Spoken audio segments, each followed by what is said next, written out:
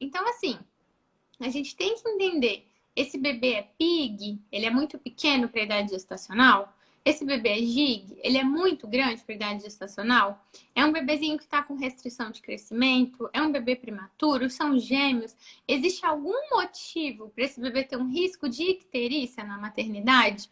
De ter hipoglicemia na maternidade?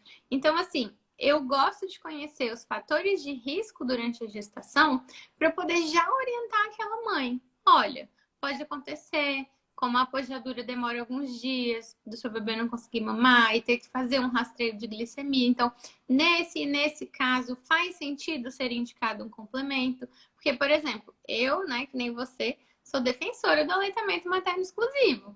Então, eu fico chateada quando eu pego um bebê, por exemplo, que recebeu alta com uma indicação de complemento que nem precisava. Então, eu acho que a informação, ela empodera essa mãe. Não, opa, pera lá. A minha pediatra já me falou que, teoricamente, eu não tinha nenhum fator de risco para usar esse complemento. O meu bebê nasceu, eu tentei amamentar na primeira hora. Será que eu não consigo um outro tipo de suporte? Será que eu realmente preciso disso? Então, eu acho que informação é sempre bem-vinda e é o que eu vejo que é mais importante aí na consulta pré-natal.